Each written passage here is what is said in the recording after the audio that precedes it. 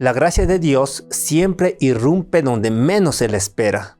A veces se manifiesta en un hombre que niega 3 veces a su maestro y recibe una segunda oportunidad. Otras veces en una mujer marcada por una vida de pecado que termina siendo recordada entre los héroes de la fe. Y en ocasiones la gracia se abre camino incluso en medio del engaño, como sucedió con los gabeonitas. Estos relatos no son anécdotas aisladas, son ventanas abiertas al corazón de un Dios que no nos trata conforme a lo que merecemos, sino conforme a su misericordia. En ellos vemos que la gracia no solo sorprende, también incomoda, nos descoloca y nos invita a replantearnos nuestras propias categorías de justicia y moralidad. Descubrimos que el Dios de Israel es un Dios que busca restaurar antes que destruir, que abre puertas donde otros solo ven muros y que transforma el fracaso en oportunidad. Por eso, hablar de sorprendidos por la gracia es más que un título bonito, es una declaración de lo que ocurre cuando el cielo invade la tierra, cuando la misericordia triunfa sobre el juicio y cuando el Dios Santo se acerca a redimir lo que parecía perdido. Una segunda oportunidad en la frontera de Canaán. Israel había fallado antes. La primera vez que llegaron a la frontera de la tierra prometida, la incredulidad y el miedo les robaron la victoria. El informe de 10 espías sembró terror en el pueblo y este se rebeló contra la orden de avanzar. El resultado fue 40 años de vagar en el desierto, como menciona el libro de Números en el capítulo 14. Ahora, bajo el liderazgo de Josué, enfrentaban el mismo escenario, un nuevo envío de espías. El lugar desde donde partieron, Sittim, evocaba recuerdos vergonzosos de idolatría e inmoralidad con las moabitas. Humanamente todo olía a fracaso, y sin embargo allí mismo se reveló un principio eterno. Dios es el Dios de las segundas oportunidades. A pesar del pasado, Él los invitaba a intentarlo otra vez, esta vez con fe. El fracaso no había anulado la promesa. Lo mismo ocurre con nosotros. Nuestros errores no cancelan los planes de Dios, aunque sí pueden retrasarlos. El Señor nos conduce de nuevo al punto de la prueba, no para condenarnos, sino para enseñarnos a confiar. Pedro, siglos después, experimentó algo semejante. Negó a Jesús 3 veces, pero recibió la restauración a la orilla del mar de Galilea. La aplicación de esta parte nos dice que la gracia de Dios no significa ausencia de responsabilidad. Israel aún debía entrar, conquistar y obedecer, pero todo descansaba en el hecho de que Dios estaba con ellos. Y si Dios estaba con ellos, la derrota ya no era la última palabra. Dios es un Dios de segundas oportunidades. Aun cuando fallamos, su gracia nos restaura y nos impulsa a confiar en Él nuevamente. Valor en lugares inesperados. En esta misión reaparece un personaje improbable, Rahab, la prostituta de Jericó. En la lógica humana jamás habría sido elegida como un instrumento divino. Su vida estaba marcada por la degradación moral de su ciudad y sin embargo allí brilló la gracia de Dios. Rahab oyó lo que Dios había hecho por Israel y creyó. Su confesión es impresionante.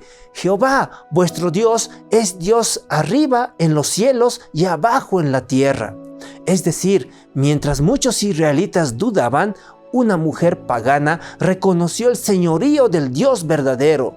En un mundo que juzga por las apariencias, Dios se complace en levantar testigos donde menos se los espera. El Nuevo Testamento no lo olvida. En Hebreos 11:31 la incluye entre los héroes de la fe. Santiago 2:25 la presenta como ejemplo de una fe que se expresa en acciones concretas.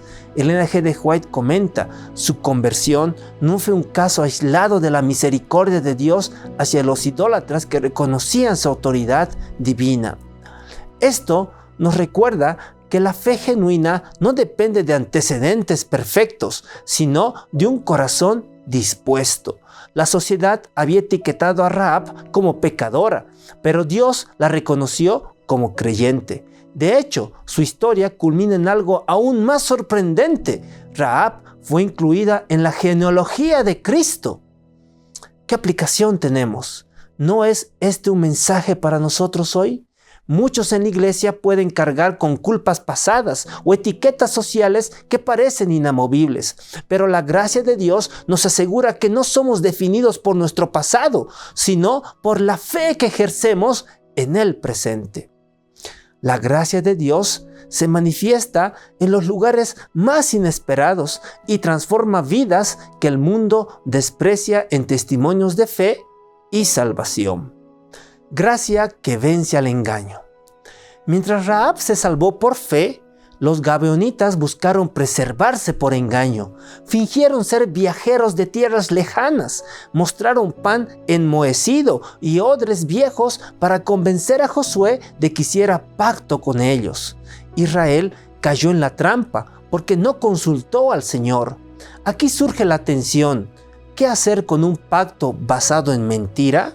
Humanamente, lo lógico habría sido anularlo. Pero al haber jurado en nombre de Jehová, los príncipes de Israel mantuvieron el acuerdo. La justicia exigía cumplir el juramento y la gracia transformó la maldición en bendición. Los gabaonitas fueron destinados a servir en el santuario como leñadores y aguadores. Con el tiempo, esta aparente debilidad se volvió una fortaleza.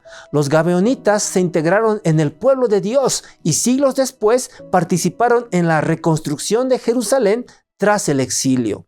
Lo que comenzó con engaño terminó en servicio. Este episodio nos enseña que la gracia de Dios no justifica el pecado, pero tampoco desecha al pecador. Dios no ignora la mentira, pero abre caminos de redención para quienes se refugian en su misericordia.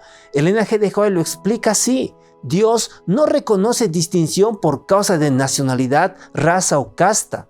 Por la creación, todos los hombres pertenecen a una sola familia y todos constituyen una por la redención.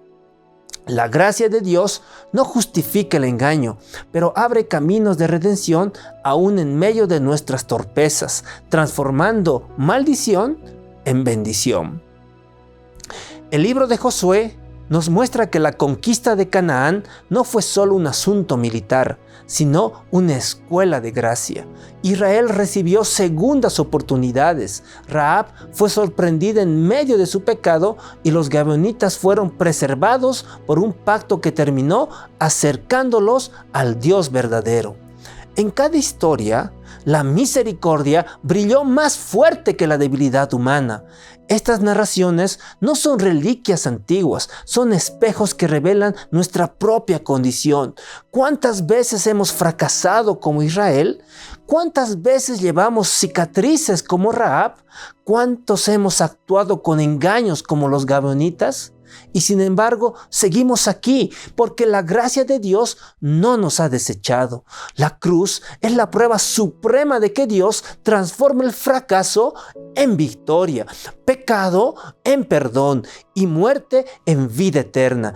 Hebreos 4:16 nos invita: acerquémonos pues confiadamente al trono de la gracia para alcanzar misericordia y hallar gracia para el oportuno socorro. No rechaces la gracia sorprendente de Dios. Permite que transforme tu fracaso en victoria, tu vergüenza en testimonio, tu engaño en servicio. Si la gracia alcanzó a Rahab y a los gabaonitas, también puede alcanzarte a ti. No sigas viviendo como si la gracia fuera una teoría. Deja que sea tu experiencia, porque el mismo Dios que abrió caminos en Jericó y en Gabaón, hoy quiere escribir tu historia de redención y poner tu nombre en el libro de la vida. Que el Señor te guarde.